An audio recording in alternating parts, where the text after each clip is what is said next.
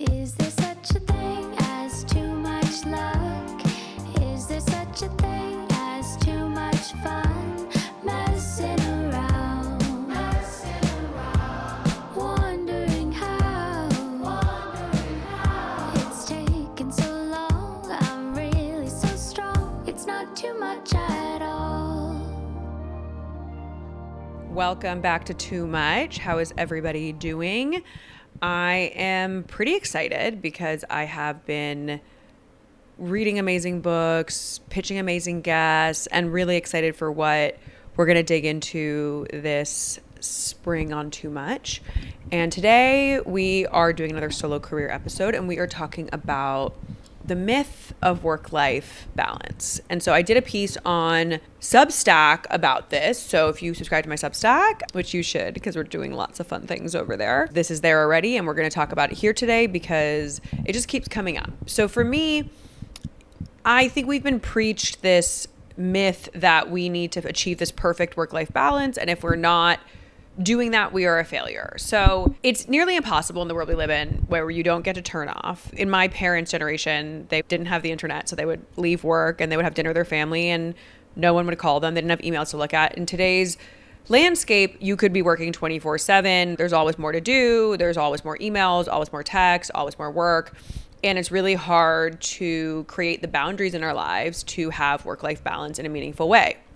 And so a lot of us feel guilty if we miss a family event or didn't go to the gym that day. And the reality is, I think that's an antiquated framework. Maybe that framework made sense pre-internet where we weren't, or pre-cell phone where we weren't constantly available all the time, that you had this idea of work-life balance. I really think the natural order of things is seasons. On my previous podcast, I did an episode with Alana Mayo, who is the president of Orion Pictures. And Alana shared something her dad had told her growing up. He would ask her all the time, how many seasons are there? And people would usually answer 4. And he'd reply, no, there's only 2. There's your season and their season. And all you have to know is whose season it is. If it's your season, ask for what you think you deserve. If it's theirs, get the best deal they'll offer you. And he was talking about this in negotiating, right? Like when you're at a job, if it's your season, you take that money, honey. You secure the bag. And so that's true. That applies to our lives as well. But it got me thinking a little bit more. What if we applied seasonal thinking to our entire careers? And so I first did that podcast with Alana, I think it was 5 years ago, maybe 6. And it just more and more permeated my consciousness. I got very seduced by this idea. And instead of forcing balance every single day, what if we embrace 2 different seasons, the harvest and the fallow? So the harvest season is when we're all systems go. That's how I feel right now in Year of the Fire Horse. I feel like I am the fire horse and I am like, let's go. I'm feeling juiced up. I'm feeling optimistic, excited. And so this is like when opportunity is knocking very loudly. Your project gets greenlit, your startup raises money, you get a promotion, the industry's abuzz about your work. And this is when you go all in, leverage the shit out of this moment. It's not forever, it's for this window. And so this is where things get a little blurry, where you have to sort of prioritize work over social plans. You might decline some invitations. You might work later because you're capitalizing on the momentum that will definitely evaporate. And so creatives really understand this. We need the fallow period to gestate our next great creative contribution. And you see this with actors. They do a movie, they take a break. You know, it depends, obviously, in the entertainment landscape now, it's a little more complicated. But back in the day, you know, you were paid a lot of money as an actor. You could do a couple movies, take a break, and come back. And also that money was also meant to serve that if you never worked for the next 2 years, you had enough money. And so Hollywood, Silicon Valley, music, and the art world, they run on hype cycles. You're hot, everyone wants to work with you, then the spotlight moves and you rebuild. And so we see this in musicians who tour relentlessly when the album drops, founders grind hardest during the fundraiser launch, and this is what we call like a strategic sprint. So we need those moments. It's important to know we have these hype cycles that we run in where we're built up, possibly to be broken down, especially in the creative spaces. And so the fallow season is our recovery and preparation phase. So the project ends, the launch is over, the contract ends. This is the downtime where you recharge the battery. you learn new skills, you experiment creatively, and you plant seeds the next harvest. And so just like in nature teaches us this, seeds are planted and they take time to bloom. And so humans need the same cycle. It's actually like the natural order, the literal nature of things. And so we need the same cycle. But because capitalism doesn't work that way, we have a really hard time understanding that this is normal. If the cultural conditioning is telling us something different, it's very hard to go against that. The key difference in what the fallow season represents is that it is not hustle culture, because we are not grinding indefinitely. We operate in cycles with full permission to rest when the season changes. And that's what we have to realize. We are allowed to rest in between these strategic sprints. And that is a different way of thinking about how we work and live. Very new concept to a lot of people in late stage capitalism. And so then the question becomes, but Denise, how do I even know if it's my season? Good question. Good question.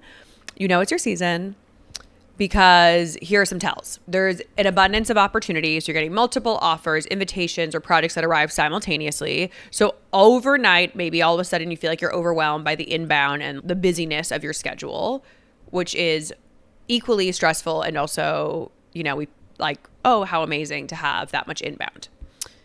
The second tell might be momentum builds. Your work is generating buzz, referrals are multiplying, doors are opening more easily. You start to feel in more of a flow state.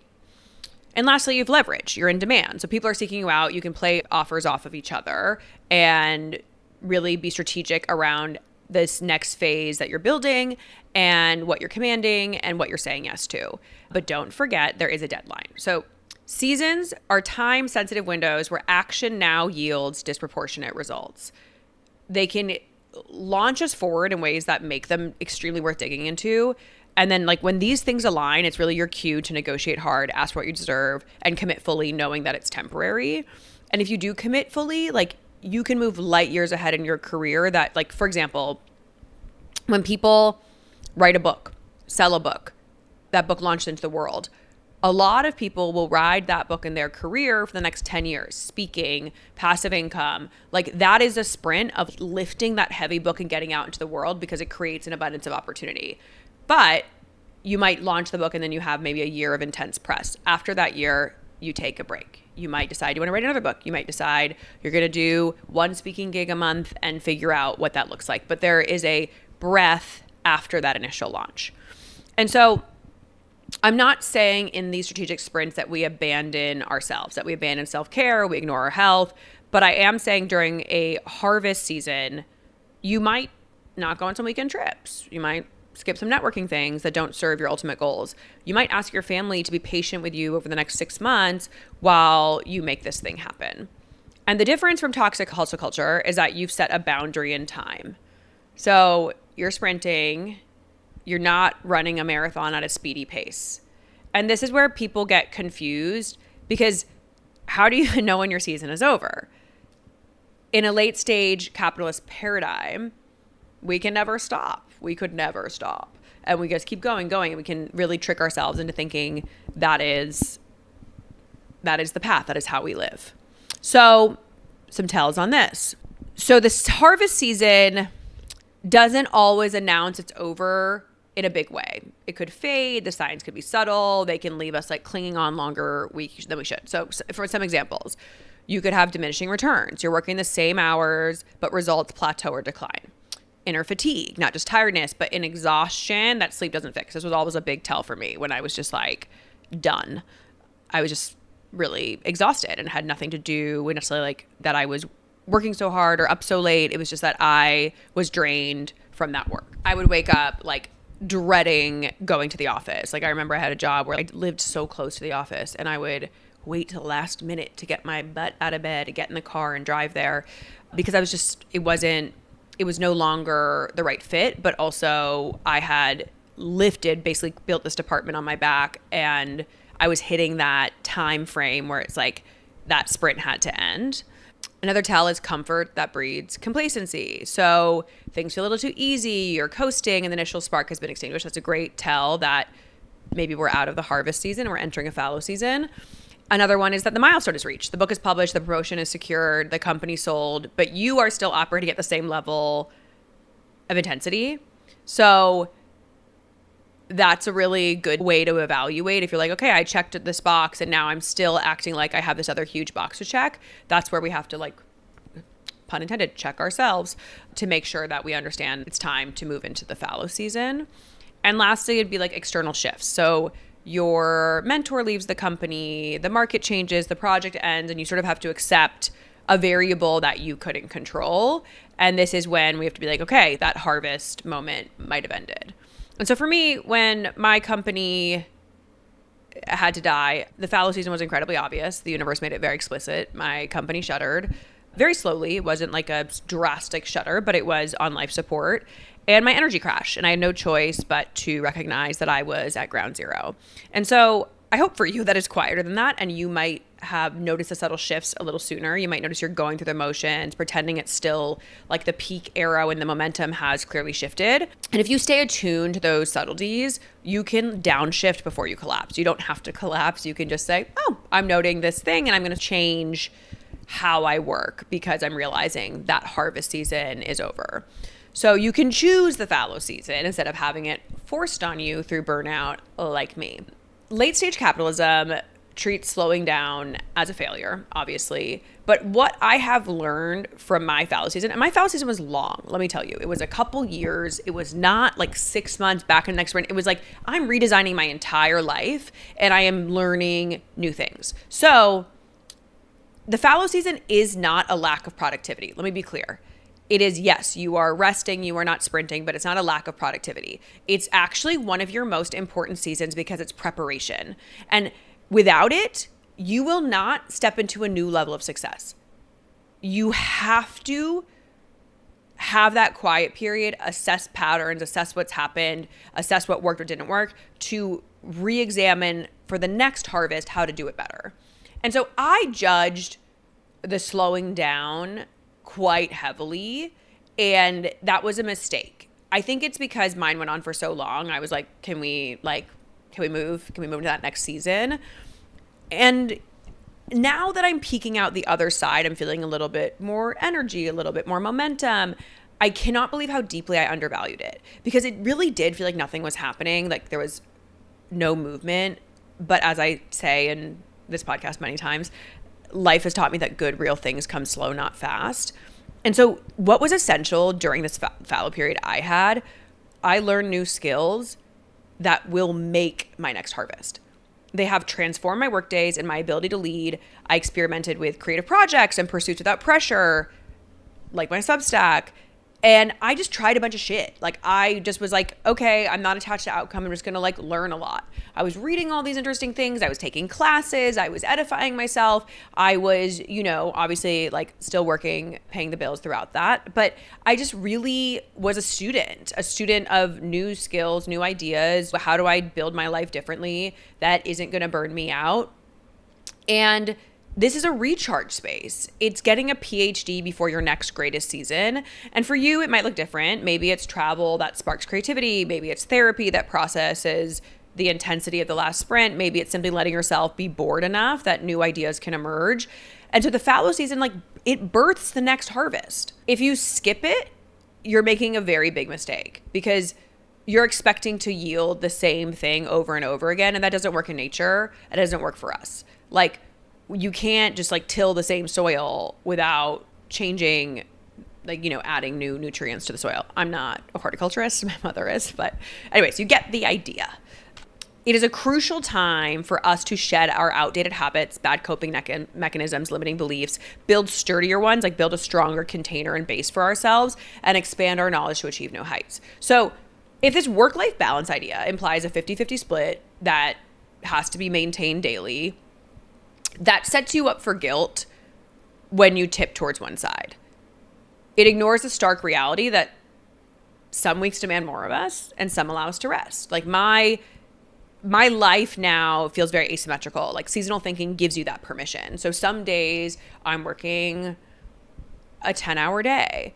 Other days I'm working a 5-hour day. And granted, I work for myself, but there is this idea that I'm building differently knowing how much I have to give each day and also knowing what season I'm in.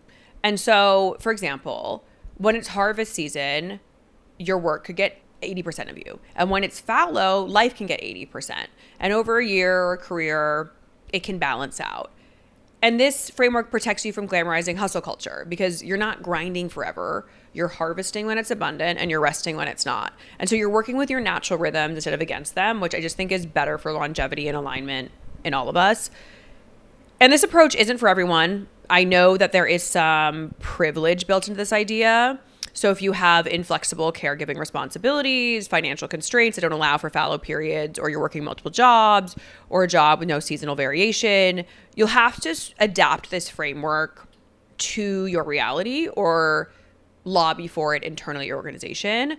But I think that the note beneath the note is that there's like a core insight that remains, which is stop chasing perfect daily balance and start reorganizing the seasons of your work. So know when and where to give the 80%, and that can apply to any circumstance. So you're at an office job and there's this big thing happening that you're planning. So great, give work your all for that chapter. And then like you're still doing an excellent job. You're just not, it's not the same level of energetic intensity, nor is it the same, I think, like emotional buy-in. And I think that's a really good way to think about it is like, I'm still going to work every day. I'm just not giving it 80%. I'm not giving it all of me. Like I know that I have to reserve some of that for myself during the fallow period. And then when it's a harvest time, I will give work all of me.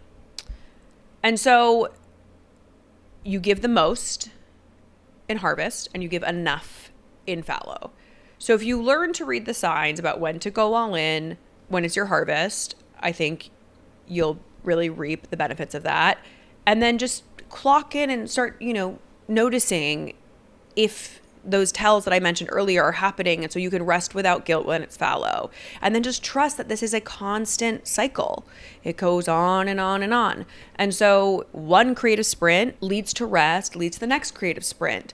And this is I think this is just a much more sustainable way of thinking about work and life. And I'm curious about your ideas, your feedback, if you agree. But this is come up in a book I'm reading as well, which that author will be joining us on the pod in a few weeks. And so I will talk about that again there. It's cool when you have ideas that other people are pulling the same threads. It tells me that there's something greater happening in cultural consciousness, that multiple people are starting to tap into these ideas. And so I think there's something really valuable here. It certainly has changed my work life for the better, which is why I'm sharing it with you. But I hope like we can start to re-examine the workplace and say, what is more sustainable? What makes sense in a post-COVID world and post-office 5-day-a-week world, in a Zoom meeting world? How do we build structures and containers that are more sustainable and more energizing and take care of our people as more and more people are sort of waking up to the idea that late-stage capitalism feels deeply unsustainable? So I appreciate you all once again for listening and tuning in. I hope this was valuable. Please subscribe to my Substack. It's Too Much with Denise Love Hewitt. It's $5 a month. Lots of really interesting ideas and concepts we're mining over there. And I guess some of it's a little more personal, but it's a lot really about mining the threads that make us human and keeping us connected, and how do we birth this new, better world. I'll see you all next week for a great interview. Wishing you a spectacular week of momentum, energy, and delight. See you next time.